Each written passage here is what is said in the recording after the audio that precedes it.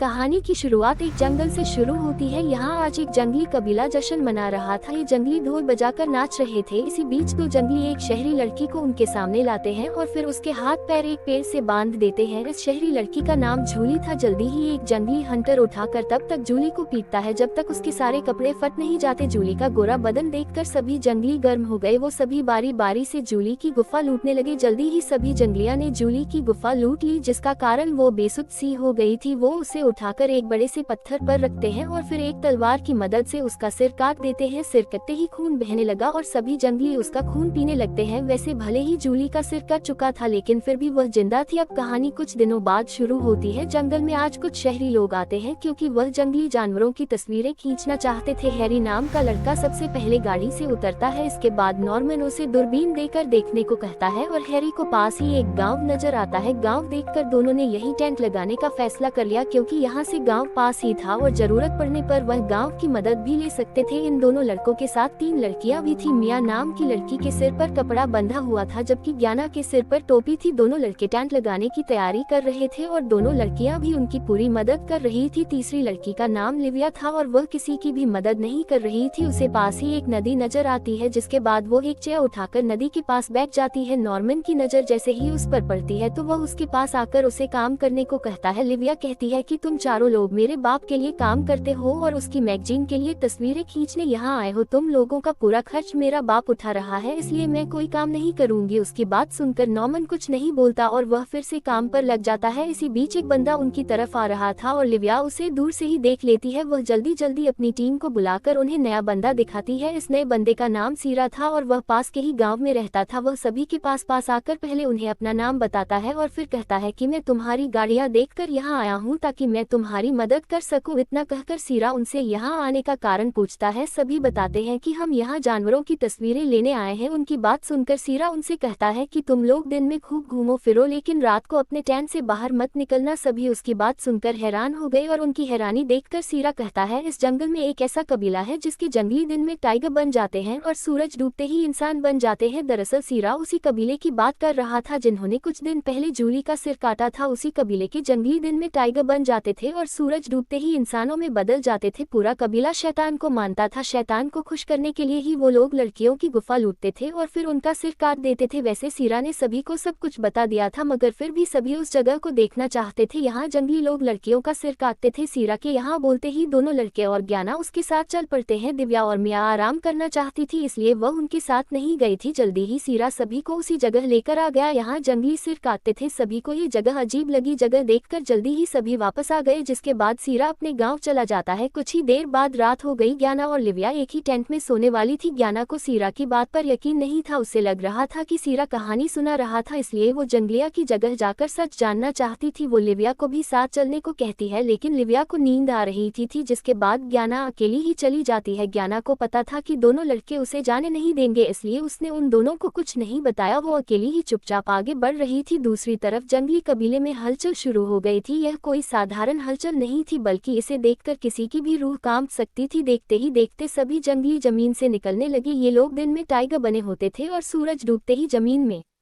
दब जाते थे ताकि शैतानी ताकत उन्हें इंसानों में बदल सके। ज्ञाना ने यहाँ आकर सब कुछ देख लिया था, इसलिए वो पीछे ही रुककर तस्वीरें खींचने लगी। तस्वीरें खींचकर वो जैसे ही जाने लगी तो उसके सामने जूली आ जाती है। ज्ञाना को जंगलिया ने भी घेर लिया था, इसलिए वह कहीं भाग भी नहीं सकती थी। वैसे जंगलिया ने जूली का सिर काट दिया था, लेकिन उन्होंने अपनी शैतानी ताकतों से उसे जिंदा कर लिया था। जिंदा होकर जूली पूरी तरह बदल गई थी और अब वो भी कबीले का हिस्सा बन गई थी। ये लोग ज्ञाना को भी पकड़कर एक पेड़ से बांध देते हैं। इसके बाद जूली उसे तब तक हंटर मारती है जब तक उसके सारे कपड़े फट नहीं जाते। ज्ञाना का गोरा बदन देखकर सभी जंगली गर्म हो गए, जिसके बाद वह बारी बारी से उसकी गुफा लूटते हैं। इसके बाद वो ज्ञाना को भी पत्थर पर लिटा देते हैं और जूली उसका सिर काट देती है। सिर कटते ही खून बहने लगा। सभी जंगली खून पीने लगे और उनकी शैतानी ताकतें ज्ञाना को भी जिंदा कर देती है। अगले दिन सुबह जब लिविया जागती है तो ज्ञाना को बिस्तर पर न देखकर हैरान होती है। वह बाहर आकर सभी से ज्ञाना के बारे में पूछती है। ज्ञाना सिर्फ लिविया को बता कर गई थी, इसलिए किसी को भी उसके बारे में नहीं पता पता था। लिविया सबको बता देती है कि वह रात को कबीले की जगह देखने गई थी। इसी बीच सीरा भी उनके पास आ जाता है और उसे भी ज्ञाना के बारे में पता चल जाता है। वो दोनों लड़कों को कबीले की जगह पर चलने को कहता है, जिसके बाद तीनों मिलकर कबीले की तरफ बढ़ने लगते हैं। कुछ ही देर बाद तीनों कबीले की जगह पर आ जाते हैं। पत्थर पर ताज़ा खून देखकर तीनों समझ गए थे कि जंगलिया ने ज्ञाना को मार दिया। गाँव वालों ने किसी भी लड़की की लाश नहीं देखी थी, इसलिए वह मानते थे कि जंगली लड़कियों को मार कर खा जाते हैं। सीरा भी यही समझ रहा था और वह दोनों लड़कों को भी यही बात बताता है। जल्दी ही तीनों वापस आ जाते हैं। वो मियाँ को सब बता देते हैं, जिसके बाद वह सभी यहाँ से जाने का फैसला करते हैं। सभी ने अगली सुबह चलने का फैसला कर लिया था, क्योंकि थोड़ी देर बाद रात होने वाली थी। रात होते ही जंगल में फिर से हलचल होने लगी। जूली तो पहले ही कबीले का हिस्सा बन गई थी, मगर अब सुनहरे बालों वाली ज्ञाना भी कबीले के रूप में ढल चुकी थी। उधर नॉमन अपने टेंट में तस्वीरें साफ कर रहा था और इसी बीच दोनों जंगली लड़कियां उसके पास आकर उसे जान से मार देती है। इसके बाद ज्ञाना लिविया के पास आती है और उसे अपने साथ चलने को कहती है। ज्ञाना को सही सलामत देखकर लिविया खुश हो गई थी। उसे लगा कि ज्ञाना उसे कोई जरूरी चीज दिखाना चाहती है, इसलिए वो उसके साथ चल पड़ती है। जल्दी ही ज्ञाना लिविया को कबीले के पास लाती है, मगर इस बार वो उसका सिर नहीं काटती, बल्कि जूली और वो मिलकर पहले उसे काटती है और फिर उसे मार देती है। सुबह जब हैरी नॉमन के टेंट में आता है तो उसे पता चल जाता है कि वह मर चुका है। वो ये बात मियाँ को बताकर जल्दी जल्दी कबीले की तरफ जाने लगता है। हैरी ने कबीले से बदला लेने का फैसला कर लिया था। उसे पूरा यकीन था कि जंगलिया ने ही नॉमन को मारा है। दूसरी तरफ सीरा ने मियाँ को दबोच लिया था। उस साले की नज़र शुरू से मियाँ पर थी। वो मियाँ की गुफा लूटना चाहता था, मगर मियाँ के हाथ एक चाकू लग जाता है, जिसके बाद वह साले सीरा को मार देती है। उधर हैरी भी कबीले तक पहुँच गया और उसकी नज़रों के सामने ही हलचल होनी शुरू हो गई थी। हैरी के देखते ही देखते जंगली जमीन से बाहर निकलने लगे थे। हैरी ने ये सब कुछ पहली बार देखा था, इसलिए वह काफी डर गया था। उधर मियाँ ने भी एक डरावनी आवाज सुन ली थी, जिसके बाद वो भी एक तरफ दौड़ लगी थी। रास्ते में उसे ज्ञाना नजर आती है। उसे देखकर पहले तो वह खुश होती है, लेकिन जब ज्ञाना उसे अपना असली रूप दिखाती है तो उसके तोते उड़ जाते हैं। वो डर कर फिर से भागने लगी और दोनों जंगली लड़कियां उसके पीछे लग जाती है। मियाँ लगातार भाग रही थी, मगर वह ज्यादा देर भाग नहीं पाती और दोनों जंगली लड़कियां उसे पकड़कर काटती हैं, जिसके बाद मियाँ बेहोश हो जाती है। उधर हैरी जंगलिया पर गोलियां चलाने लगा था। इसी बीच एक जंगली उसे पीछे से पकड़ लेता है। जल्दी ही मियाँ को भी उसी जगह लाया जाता है। यहाँ पर लड़कियों का सिर काटा जाता था। दोनों लड़कियां उसका सिर काटने वाली थी। मियाँ की जान खतरे में देखकर हैरी खुद को आजाद करवाता है और फिर जंगली जीवों को पीटकर मियाँ को उठाता है और फिर आग में कारतूस फेंक देता है। आग के कारण कारतूस फटने लगे थे, जिस कारण कई जंगली मारे